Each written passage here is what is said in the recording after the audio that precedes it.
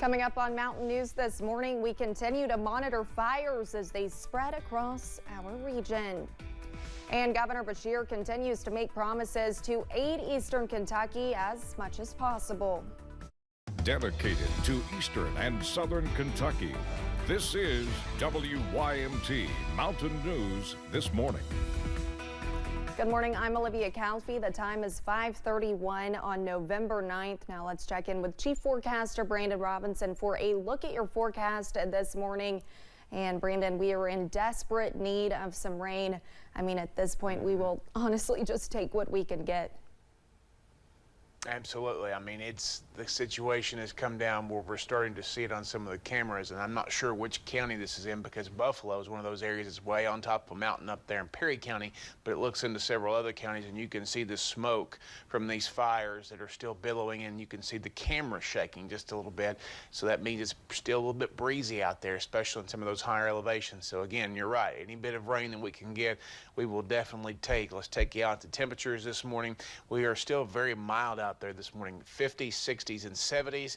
Looks like 71 in Manchester is our warm spot this morning, and back down to 55 in Grundy, the cool spot. But there's a lot of mid to upper 60s and low 70s still hanging out there this morning as you head through time. Now, as we head on over to our breakfast forecast, we are going to be seeing some fairly mild conditions out there.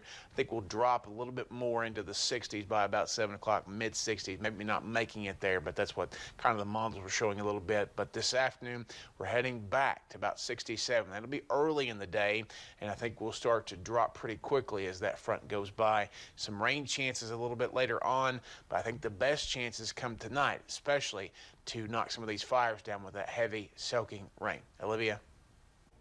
Thank you, Brandon. After a nearly 24-hour manhunt, a Pulaski County man is in custody after police say he killed his father and grandfather and tried to kill his grandmother. The Pulaski County Sheriff says 20-year-old Austin Prather killed his father, Ardith Trey Prather, his grandfather, Ardith Ray Prather, and badly injured his grandmother, Joanne, before running off. We learned last night that Austin Prather was arrested in Indiana. We don't have no idea what the motive was or reasoning was, so that's what we want to safely find him and try to figure it out. Again, Austin Prather was arrested last night in Indiana. We are still working to find out when he will be brought back to Kentucky and when he will appear in court. A Wayne County man faces multiple charges after deputies say he hit an officer. It happened Tuesday when deputies with the Pulaski County Sheriff's Office responded to a complaint of a disorderly person inside a Social Security office. When deputies tried to arrest 35-year-old Joshua Hardwick of Monticello, they say he struck a deputy in the face. He was eventually arrested and taken to the Pulaski County Detention Center.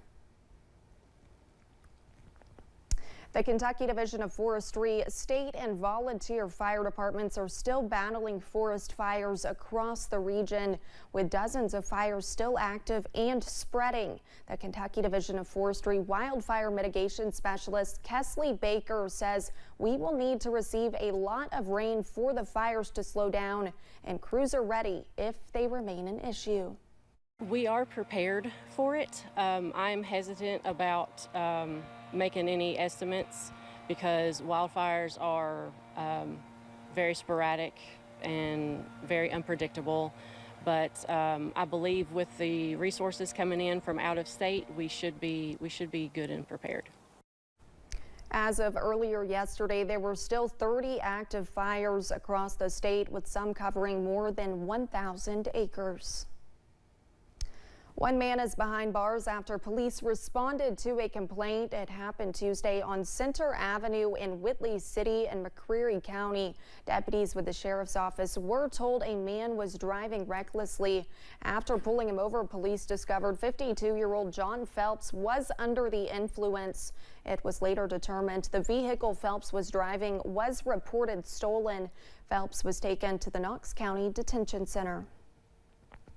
A Monticello woman has admitted to her role in a federal drug case. Tiffany Deathridge entered a guilty plea last week as part of a plea agreement in U.S. District Court in London. She was charged with 2 counts of conspiracy to distribute controlled substances. The charge stemmed from a traffic stop by Wayne County Sheriff's deputies earlier this year. She faces up to 20 years in prison and a fine of $1 million. Sentencing is set for February 22nd.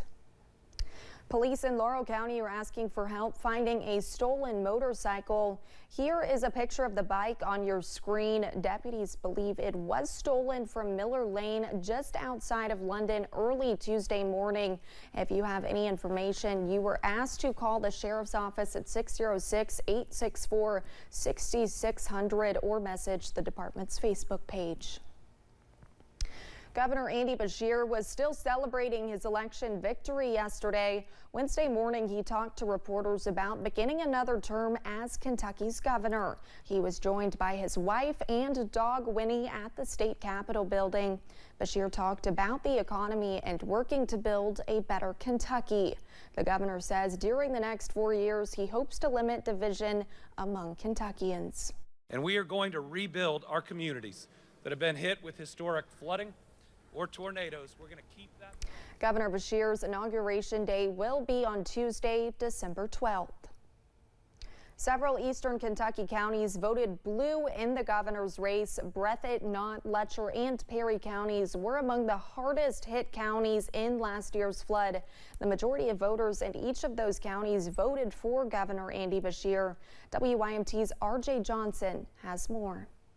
Several eastern Kentucky counties voted blue in Tuesday's gubernatorial election. Breathitt, Knott, Letcher, and Perry counties were among those that recently voted Republican in presidential elections. Breathitt and Knott counties did vote for Governor Andy Beshear in the 2019 election. However, Letcher and Perry counties flipped this time around. He has probably been here more than the last 20 governors. You might say, really, you think? Son, he was here wanting to know what could we do, what did we need to do.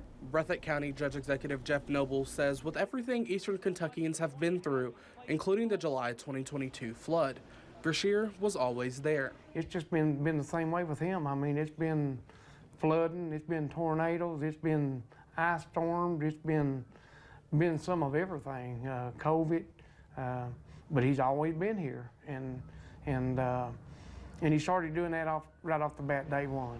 Adding that even though several folks in the region may have conservative values and beliefs, Beshear's presence has been felt.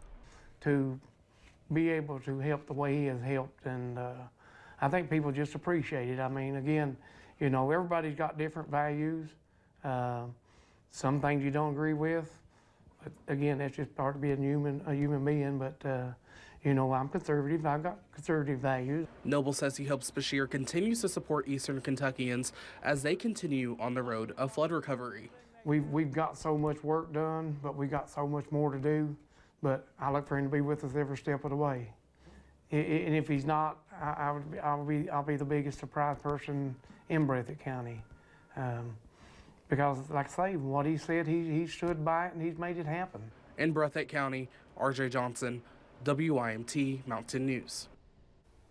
Noble says Beshear has helped with flood recovery in many ways, especially with the Team Kentucky Fund.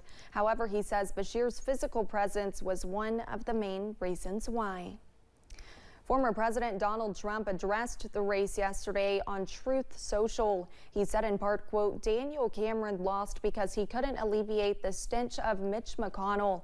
I told him early that's a big burden to overcome, end quote. Trump had endorsed Cameron in the race early on. Coming up, the long-awaited end of the actors' strike is near after a deal was reached yesterday. And the forecast continues to stay pretty active when it comes to fires. We need to be active when it comes to rain, which will hopefully happen a little bit later on tonight and tomorrow. Full forecast of the way in about 3 minutes.